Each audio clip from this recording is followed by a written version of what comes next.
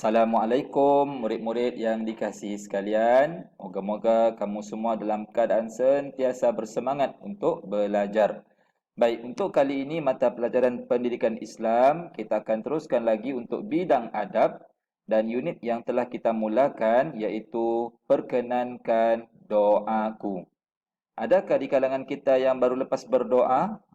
Ya, bagus. Kadang-kadang kita bila sebut doa, kita hanya ingat doa makan saja kan?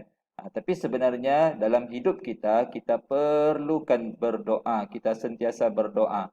Baik, sebelum ini kita belajar sudah maksud doa, iaitu doa bermaksud perbuatan hamba memohon sesuatu kepada Allah Subhanahu wa taala.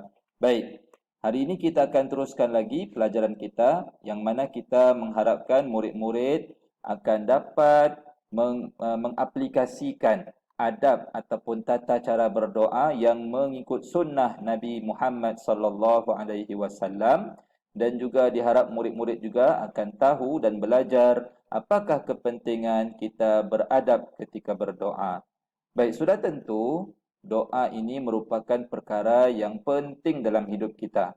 Dan sudah tentu juga apabila kita berdoa, kita perlu menjaga adab-adabnya.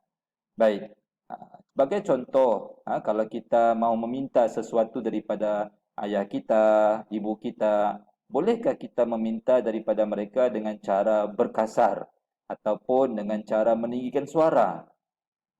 Sudah tentu tidak boleh dan itu tidak sesuai. Daripada kita mungkin akan dapat apa yang kita mahukan, tidak akan kita perolehi. Sebab apa? Sebab cara kita berdoa atau meminta itu tidak betul. Oleh sebab itu kita akan belajar pada hari ini apakah dia tata cara berdoa yang betul ketika kita meminta kepada Allah Subhanahu wa taala. Baik, buku teks kita buka muka surat 129. Baik, di sini dalam kotak yang saya tunjukkan di sini disebutkan di sini ialah tata cara berdoa. Tata cara itu maksudnya adab ketika kita berdoa. Yang pertama, niat yang ikhlas kerana Allah. Maksudnya kita berdoa itu kerana kita ingin Allah sayang sama kita. Kita mahu melaksanakan perintahnya. Sebab kita belajar sudah kan, kenapa kita berdoa? Sebab Allah suruh kita berdoa. Jadi kita berdoa kerana Allah. Yang kedua, berwuduk. Walaupun tidak wajib, tetapi digalakkan kita bila mahu berdoa, kita berwuduk. Dan yang ketiga, menghadap kiblat. Kalau kita tahu kiblat di mana waktu kita mau berdoa, kita digalakkan menghadap kiblat. Kalau tidak pun tidak adalah masalah. Baik, yang keempat, menadah tangan. Ini sebagai tanda apabila kita ingin meminta sesuatu daripada pihak yang lebih berkuasa, yang lebih tinggi. Contoh kita minta sesuatu daripada mama kita, minta sesuatu daripada ayah kita, daripada guru kita. Sudah tentu kita menunjukkan atau menadah tangan kita sebagai tanda kita mahu sesuatu. Baik, yang kelima, menumpukan perhatian pada doa. Ketika kita berdoa kepada Allah, jangan pula waktu kita berdoa, kita melihat ke kiri, melihat ke kanan, mengganggu rakan yang sedang bersama-sama berdoa. Itu adalah perbuatan yang salah. Yang seterusnya, iaitu memulakan doa itu dengan memuji Allah terlebih dahulu. Ini cara yang sangat penting ni. Kita pun kalau minta sesuatu daripada ayah kita pun kita akan gunakan cara yang lembut. Mungkin kita akan memuji ayah kita ataupun adik-beradik kita bila kita meminta tolong mereka. Jadi dengan Allah kita digalakkan memuji dia. Yang seterusnya, bersalawat. Salawat kepada Nabi Muhammad sallallahu alaihi wasallam. Ini juga adab yang penting sebagai tanda kita bersungguh-sungguh mahu sesuatu daripada Allah. Yang keseterusnya, merendahkan suara. Sebab itu jangan kita menjerit-jerit waktu kita berdoa. Yang seterusnya, berdoa dengan penuh keyakinan. Apa maksudnya? Maksudnya bila kita berdoa meminta sesuatu daripada Allah, kita berdoa dengan rasa yakin bahawa Allah pasti akan tunaikan doa kita.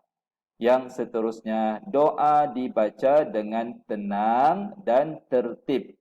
Jangan kita berdoa dengan tergopoh-gapa, terburu-buru, tergesa-gesa. Itu seolah-olah macam kita, kalau dalam peribahasa bahasa Melayu itu melepaskan batuk di tangga.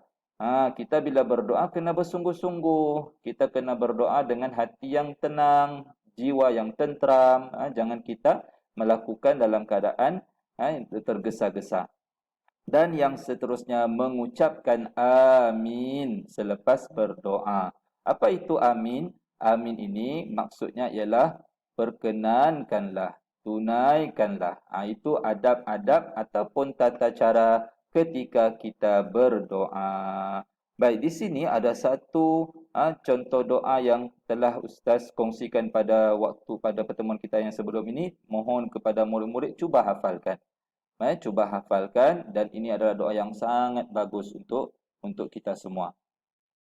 Baik murid-murid, jadi diharapkan penjelasan yang telah diberikan sudah terang, sudah difahami. Maka kali ini kita akan cuba uji kefahaman kita dan latih kemahiran kita menulis dengan menjawab aktiviti di muka surat 129, 130 dan 131. Jangan risau, mudah saja nih. Kita lihat muka surat 129.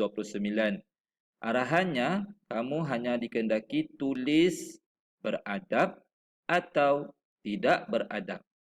Pilih sama ada beradab atau tidak beradab. Salin saja. Kalau beradab, maka salin saja perkataan ini. Ini kita berlatih untuk menulis jawi. Kalau tidak beradab, salin semula. Tidak beradab. Di mana ruangnya? Yang disediakan di sini. Kita lihat contoh yang ada ni. Baik, dia sebut di sini, dia tulis Yusuf, nama kawan kita, berdoa menghadap ke arah kiblat. Adakah itu perbuatan yang beradab atau tidak beradab? Jadi sudah tentu dia beradab. Kerana apa? Dia menghadap ke arah kiblat. Jadi itu caranya ya. Yang lain-lain pun sama juga ni. Baik, kemudian muka surat 130, nyatakan adab-adab berdoa. Betul atau salah berserta alasan. Jadi murid-murid hanya perlu lihat gambar-gambar ini ya ketika semua sedang berdoa ni. Cuma mau tahu saja adakah perbuatan mereka betul atau salah dari sudut adabnya. Contoh, ini rakan kita sedang berdoa nampak khusyuk saja, nampak tenang dia.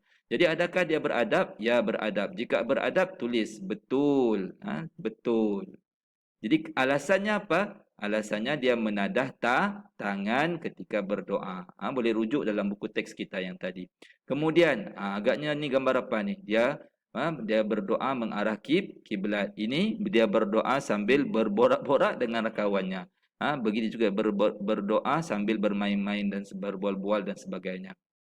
Baik, seterusnya yang terakhir, muka surat 131, hanya dikehendaki untuk nombor dan tulis pada adab yang sesuai mengikut situasi. Ini senarai adab-adab yang ada nombornya. Murid-murid hanya perlu sesuaikan dengan gambar-gambar ini. Contoh, situasi menuntut ilmu. Apa contoh yang beradab berdoa yang boleh dilakukan?